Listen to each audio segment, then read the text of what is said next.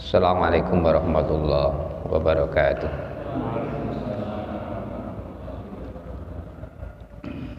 Alhamdulillah alladzi at'amana bi ni'matil imani wal islam. Asyhadu an la ilaha illallah wahdahu la syarika lahu wa asyhadu anna Muhammadan abduhu wa rasuluh. La nabiyya ba'da. Allahumma shalli wa sallim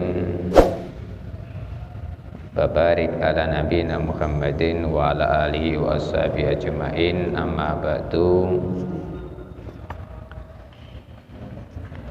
Wa qala Rasulullah sallallahu alaihi wasallam fa inna asdiqal hadis kitabullah wa khairul hadi hadi Muhammadin sallallahu alaihi wasallam wa syarrul umuri muhdatsatuha wa kullu muhdatsatin bid'atun wa kullu bid'atin dhalalah wa kullu dhalalatin finnar. Hadirin jamaah salat maghrib Masjid Al-Ikhlas yang dirahmati oleh Allah Subhanahu wa taala. Alhamdulillah kita selalu bersyukur pada Allah atas rahmat hidayah, diberikan sehat, diberikan kesempatan untuk dekat dengan Allah, salah satunya salat maghrib berjamaah.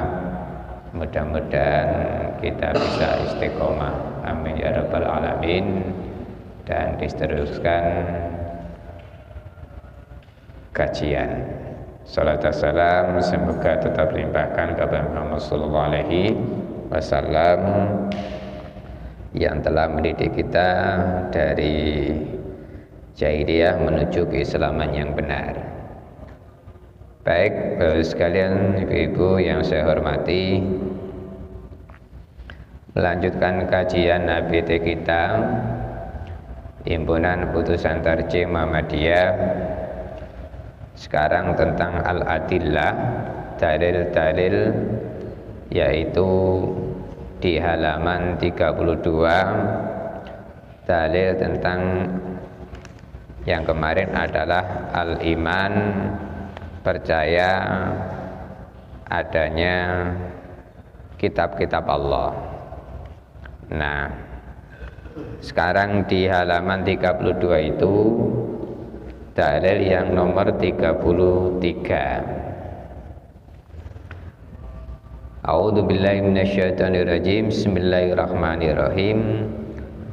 Wa ataina Dawuda zabura.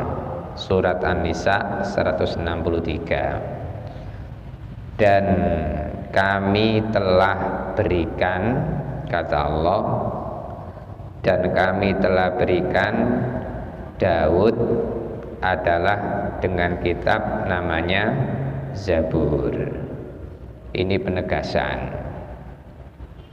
sehingga dalil itu menegaskan bahwa kitab Zabur diberikan oleh Allah kepada Nabi Daud itu. Kemudian dalil yang nomor 34, nggih.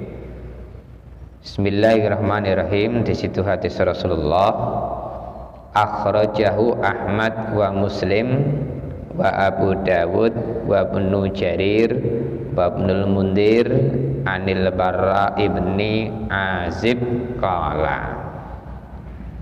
Dados hadis itu diriwayatkan oleh Muslim, Ahmad, Abu Dawud, Ibnu Jarir, dan Ibnul Mundir dari Barra bin Azib namanya. Qala, berkata, kemudian dia ceritanya bagaimana? Marron Nabi sallallahu alaihi wasallam bi Yahudiyin muhammaman majludan fada'ahum faqala. Jadi dia berkata bahwa Nabi itu pernah lewat. Nah, lewat kemudian di situ ada dekat dengan seorang Yahudi, muhammaman majludan. Bahasanya itu berlumuran darah. Majludan itu artinya, sebenarnya jildun itu artinya kulit. Lah kulit yang dikenai, bahasanya begitu. Nah, maka di situ muhammaman majludan artinya ada seorang Yahudi yang mana ketika Rasulullah lewat, ya orang Yahudi tadi yang berlumuran darah. Nah, berlumuran darah karena apa? Karena dihukum dera. Dera itu ibaratnya apa? Cambuk. Nah, fada'ahum faqala, maka Nabi kemudian memanggil mereka. Siapa? Orang-orang Yahudi. Jadi orang Yahudi itu sebenarnya adalah umatnya Nabi Musa yang dinisbahkan kepada Yahuda. Yahuda itu putranya Nabi Yakub yang pertama itu. Sehingga Nabi Yakub punya anak pertama namanya Yahuda, yang saudaranya banyak itu, yang ceritanya gitu. Salah satunya adalah Nabi Yusuf yang dimasukkan oleh saudara-saudaranya ke sumur itu. Tapi dia bilang ke bapaknya bahwa dimakan serigala dan lain-lain, ceritanya begitu. Nah, konteksnya bukan itu.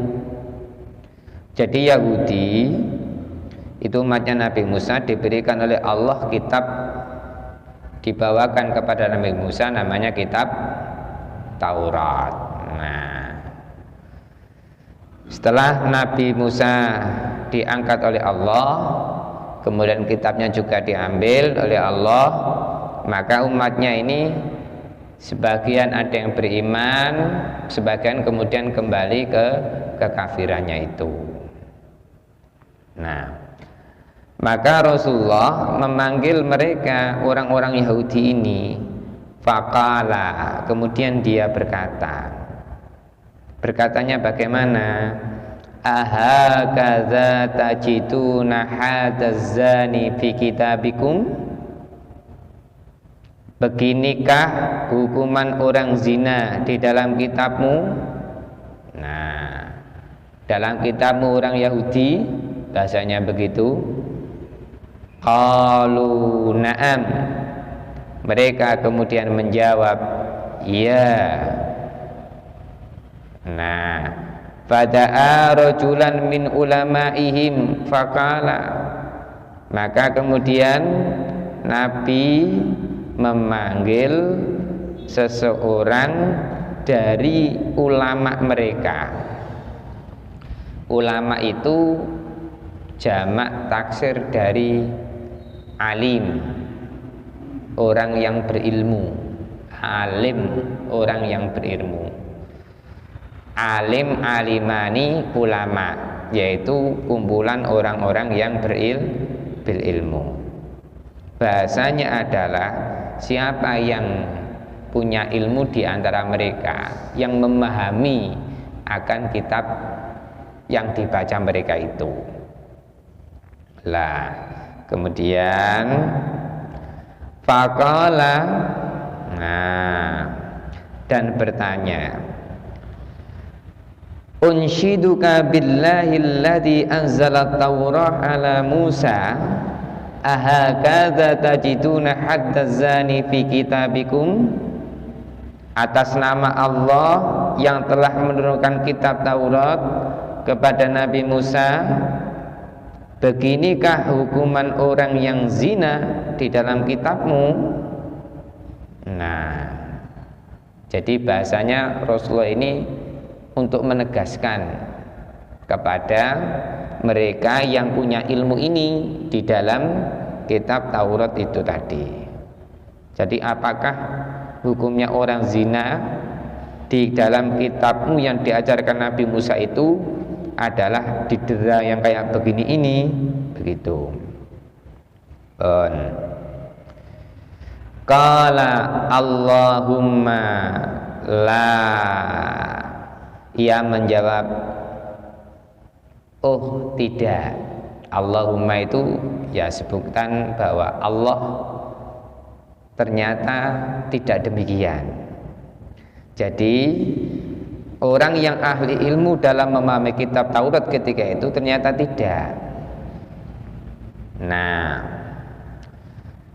kemudian walau annaka nasyattani bihadza lam ukhbiruk, dan seandainya Tuhan tidak mendesak atas nama Allah kepadaku, niscaya tak kukatakan kepada Tuhan. Ya dah. Jadi kalau jenengan, bahasanya begitu, jenengan itu dikatakan kepada Rasulullah, kalau tidak mendesak seperti pertanyaan tadi, mungkin saya tidak akan menjawab sedemikian itu. Berarti ya toh, ini bertentangan di dalam kitab Taurat itu. Nah, najitu haddazani fi kitabikum ar-rajam al-hadis.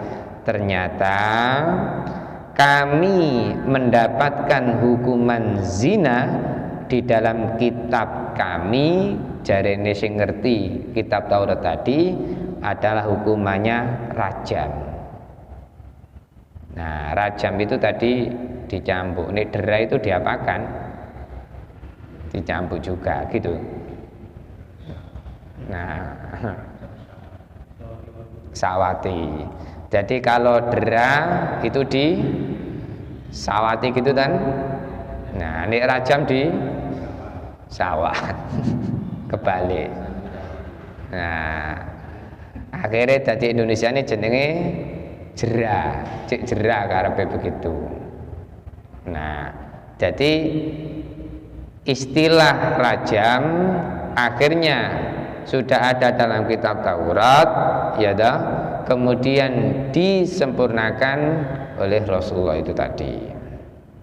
Nah, di nomor 35, ya kan, sebagai dalil penguatnya terhadap kitab-kitab Allah itu, waqafaina ala asarihim bi Isa bin Maryam musaddiqan lima baina yadayhi minat Taurah wa atainahul Injil fihi hudaw wa nur. Al-ayah Al-Maidah ayat 46. Apa maksudnya? Dan sungguh kami telah susulkan itu bahasanya waqafaina. Waqaf itu jangan diartikan wakaf. Nih wakaf itu istilahnya adalah memberhentikan, tapi di situ konteksnya adalah menyepakati. Bahasanya disepakati karena tuntunan dari Allah. Nah, kemudian kami susulkan ala asarihin, kata Allah, atas yang dibawa oleh mereka bi Isa bin Maryam, kepada Isa, yaitu putranya Maryam, musaddiqal lima baina yadai, sebagai pembenaran di dalam apa saja di antara, ya toh, sebelumnya itu yang namanya minat Taurat, dari kitab Taurat itu. Nah, artinya Nabi Isa bin Maryam untuk membenarkan kitab Taurat yang ada sebelumnya. Artinya bahwa asar itu artinya ada bekas jejak, atau sebenarnya adalah sudah ditulis di dalam kitab-kitab sebelumnya. Kalau Nabi Isa adalah kitab namanya Injil, kalau Nabi Musa namanya kitab Taurat itu tadi yang dibawakan tadi.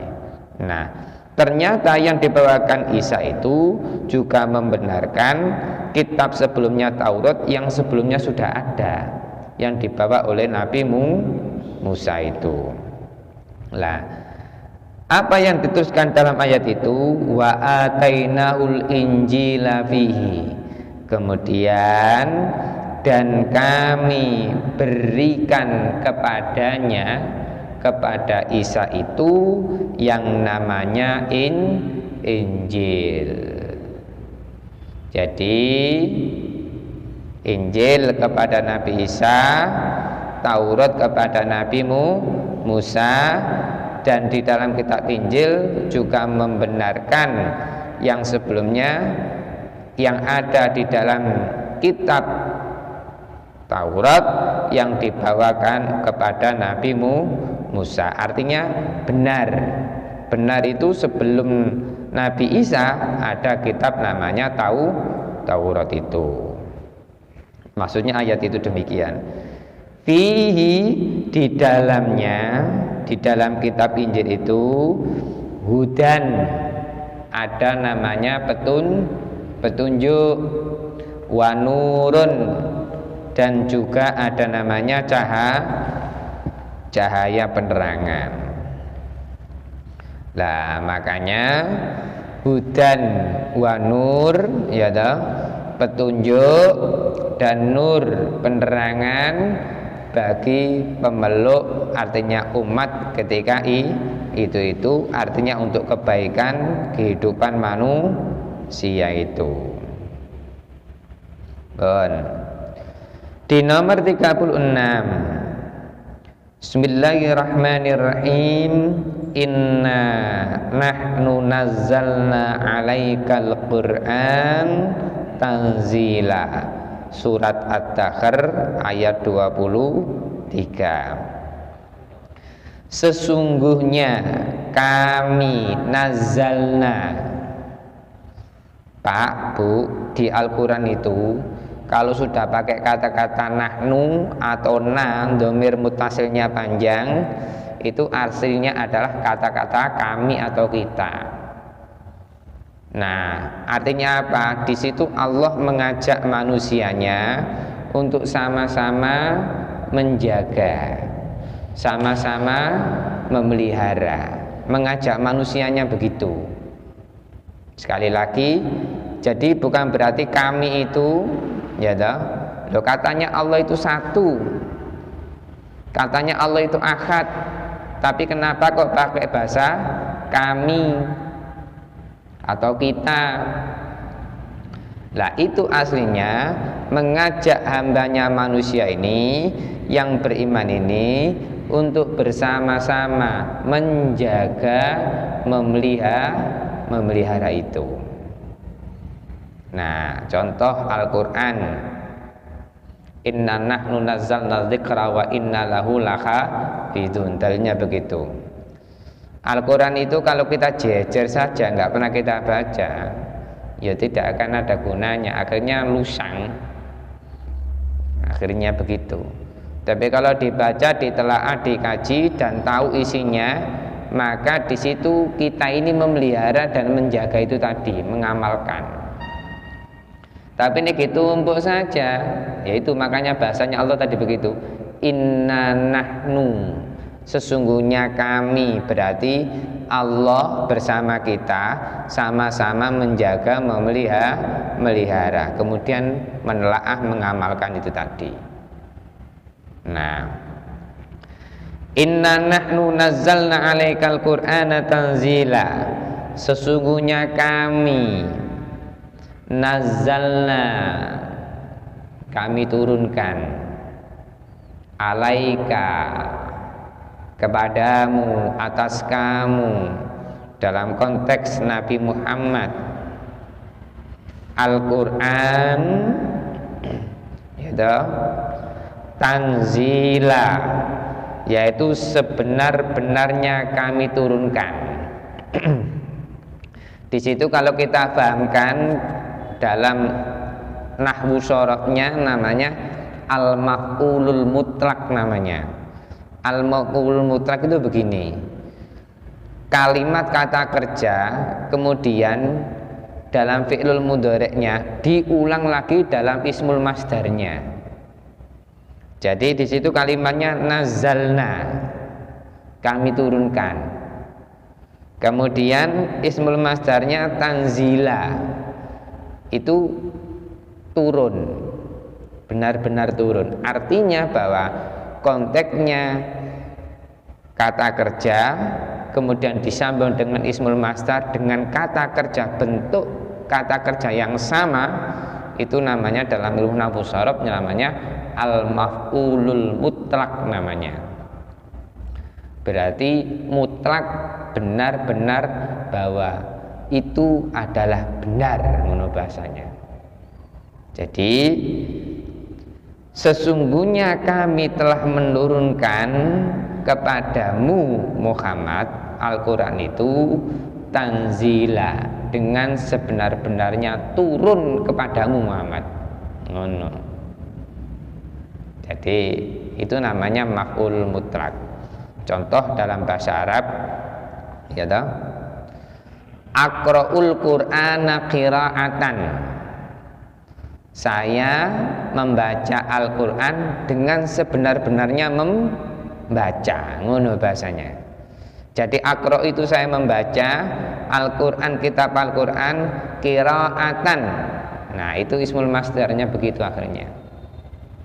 Nah seperti aftahul babal masjid al-ikhlas fathan, saya benar-benar membuka pintu masjid al-ikhlas dengan sebenar-benarnya membuka. Oh no, bahasanya itu aku lu sing buka, wis gak wong liya, bener aku, ngono bahasanya. Nah itu namanya maf'ulul mutlak itu. Surat At-Tahar ayat 23. Di nomor 37 dalil itu, maka Muhammadun aba ahadim mir rijalikum walakin rasulullahi wa khataman nabiyyin. Al-Ahzab ayat 40. Muhammad itu tidak menjadi ayah dari seorang laki-laki di antaramu. Ini berarti menunjukkan bahwa Muhammad itu bukan bapak kita, bukan bapakmu, orang Arab ketika itu. Akan tetapi walakir Rasulullah, akan tetapi Muhammad itu adalah utusan Allah. Ini penegasan bahwa di Arab itu ketika itu mengira bahwa Nabi Muhammad itu ayah mereka. Tidak. Ini ayah itu berarti seakan-akan melindungi. Kono sing nglakoni dosa tapi Muhammad yang jadi pelindungnya, tidak. Nah, akan tetapi Rasulullah yaitu utusan Allah. Nah, utusan Allah itu gitu, basyira wa nadhira. Rasulullah itu tugasnya apa? Memberikan kabar baik, basyiran itu memberikan kabar baik, wa nadhiran, dan memberikan peringatan. Kalau bahas basyiran pakai sin besar bukan shad, yaitu memberikan kabar baik yang ujungnya adalah surga. Tapi kalau nadhiran, peringatan, artinya di situ ujung-ujungnya jangan sampai kalian itu masuk neraka.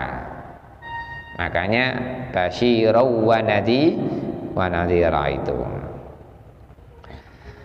Wa khataman nabiyyin, dan Muhammad itu adalah penutup para nabi, segala nabi.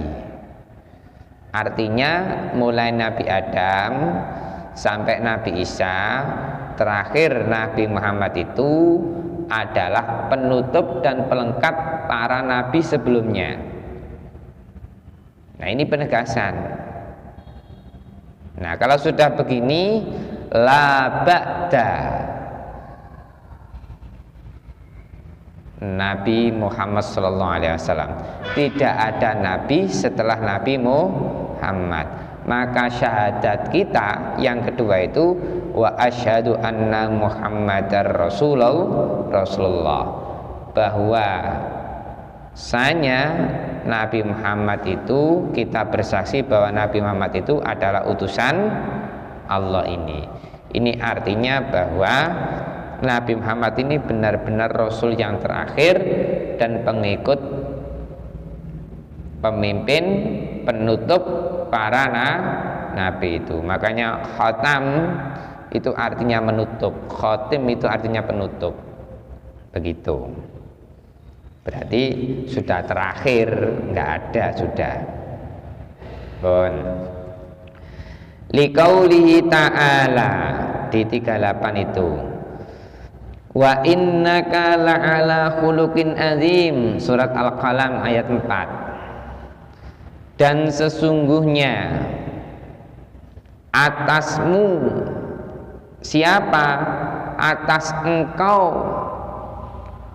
khuluqin azim, la'ala khuluqin azim, sesungguhnya ada dalam diri engkau. Ngono bahasane. Siapa? Kaitu dhamir mutasil kembali kepada Nabi Muhammad, ya toh, la'ala memang benar, khuluqin azim, yaitu benar-benar ada akhlak budi pekerti yang agung, yang luhur. Bahasanya adalah Nabi Muhammad, semua yang ada dalam dirinya itu adalah akhlak budi pekerti yang luhur, yang baik. Makanya dalam surat Al-Ahzab ayat 21 itu, laqad kana lakum fi Rasulillah uswatun hasanah liman kana yarjullaha wal yaumal akhir wa dzakarallaha katsira. Berarti kalau sudah dalam diri Rasulullah benar-benar ada akhlak budi pekerti yang luhur, wajib kita untuk qudwah hasanah kepada beliau. Uswah hasanah itu. Wali hadisi Aisyah kana khuluqu al-Qur'an rawahu Muslim wa Abu Dawud. Lah ini loh Aisyah. Aisyah itu sampai ngomong begitu, yang diriwayatkan oleh Muslim dan Abu Daud. Ternyata kata Aisyah, hadis Aisyah itu, kana khuluquhu al-Qur'an, akhlaknya Rasulullah itu adalah Al-Qur'an. Maka ibaratnya Nabi itu adalah Al-Qur'an yang berjalan. Jadi kalau kita melihat Al-Qur'an, cerminnya, ya toh, itulah yang dilakukan oleh Rasulullah. Makanya dikatakan kana khuluqu al-Qur'an. Jadi Rasulullah itu adalah akhlaknya Al-Qur'an, yang dipakai ya Al-Qur'an itu tadi. Begitu. Itu dalil-dalilnya. Nah, sekarang kembali di halaman 18. Sekarang al-imanu bir rusul. Itu tadi kan dalil tentang iman kepada kitab-kitab Allah. Sekarang kembali kepada bahasanya lagi. Al-imanu bir rusul, iman kepada rasul-rasul, di halaman 18. Ar-rusul itu jamak taksir dari rasulun. Nih rasulun itu tunggal satu, makanya ada dikatakan seperti Nabi Muhammad pakai rasulun, rasulani, rusulun, jamak taksirnya begitu. Kenapa kok pakai al-imanu bir rusul? Percaya kepada rasul-rasul, ngono bahasanya. Percaya kepada para rasul, berarti jumlahnya lebih dari satu. Makanya kita percaya sebanyak berapa? 25 rasul itu. Nah, yajibu alaina an nu'mina bi annallahal hakim arsala rusulan. Wajib atas kita, ngono konteksnya. Yajibu alaina, wajib Pak Bu, nggak boleh dibantah, berarti nggak ada pilihan, wajib percaya Makanya dikatakan yajibu alaina, wajib atas kita, an nu'mina, untuk kita percayai, an nu'mina, kita percaya, bi annallahal hakim, sak temene. Di situ ada harfu takkid namanya, bi annallah, bahwasanya Allah itu Al-Hakim, yang maha bijaksana, benar-benar arsala, mengutus, mengirim. Mengirim apa? Konteksnya mengirim siapa? Rusulan, para rasul. Nah, makanya dikatakan rusulan. Itu jamak taksir dari rasulun. Rasulun itu pakai wawu, mufrad tunggal. Tapi ini rusulan adalah para rasul, lebih dari satu. Jadi wajib kita percayai saat temani Allah ini yang maha bijaksana ini benar-benar mengutus para rasulnya itu tadi. Nah, untuk apa? Lihidayatin nas ila siratil mustaqim, untuk memberikan hidayah kepada manusia. Di situ namanya mudhof ilaih kalau kita pahami dalam nahwunya itu. Lihidayatin nas, untuk memberi hidayah kepada manusia yang semuanya ini. Pak, Bu, sekarang kita pahamkan. An-nas itu ya dah, artinya manusia-manusia. Makanya dalam Al-Qur'an ada surat An-Nas. Kenapa di situ An-Nas? Bahwa berasal dari kata nasiya yansa, sifat lupa. Oh, berarti manusia dalam Al-Quran kalau ada kata-kata An-Nas atau insanun, itu berarti manusia sing punya sifat lupa. Mulane menungso niku identik lupa. Daripada elingi namune Allah akeh laline, ngono lho bahasane. Nah, makanya di situ Rasul ini karena diutus oleh Allah, ditugaskan oleh Allah untuk memberikan petunjuk kepada manusia-manusia yang lupa-lupa itu.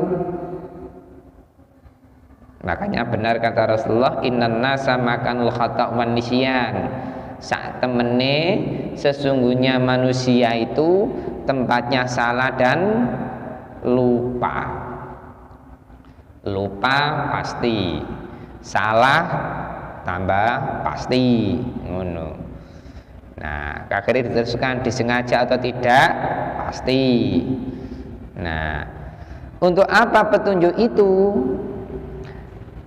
Ya dah, supaya manusianya ilas siratil mustaqim, kembali ke jalan yang lurus. Siratal mustaqim itu jalan yang lurus dalam konteks di dunia ini. Ini bukan konteks di akhirat, tidak. Hidupnya di dunia ini loh. Biar mendapatkan petunjuk atas perintah Allah kepada para rasulnya, supaya ke jalan yang lurus. Jadi jalan yang lurus itu diberikan aturan oleh Allah. Ya, karena mendapat hidayah tadi. Kalau nggak dapat hidayah, pasti hidupnya menggak-menggok, nggak jelas.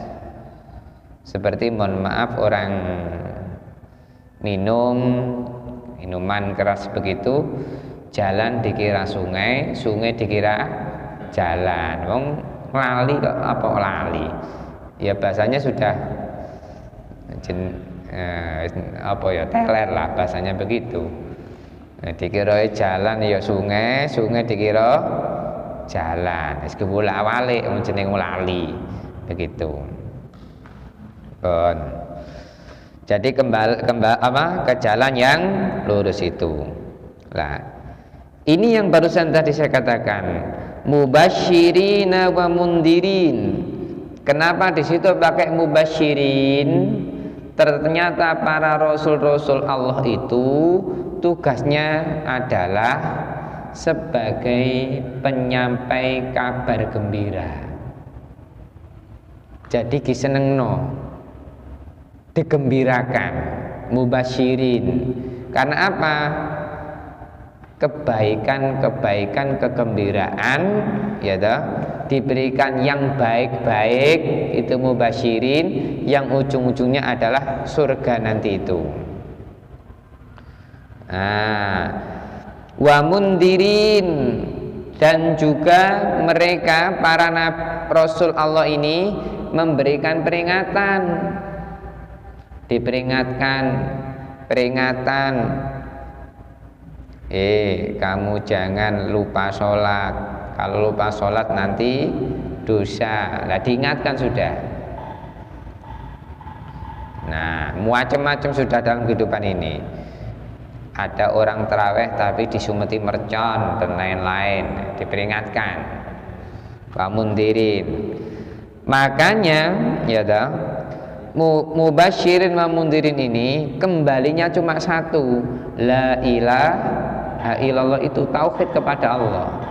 Tiada sesembahan kecuali Allah itu. Jadi inilah esensinya di situ. Li alla yakuna linnas 'alallahi hujjatan ba'dar rusul. Kemudian supaya tidak terjadi, bahasanya begitu, li alla yakuna linnasi 'alallah, supaya tidak terjadi ya toh bagi manusia-manusia yang lupa-lupa tadi.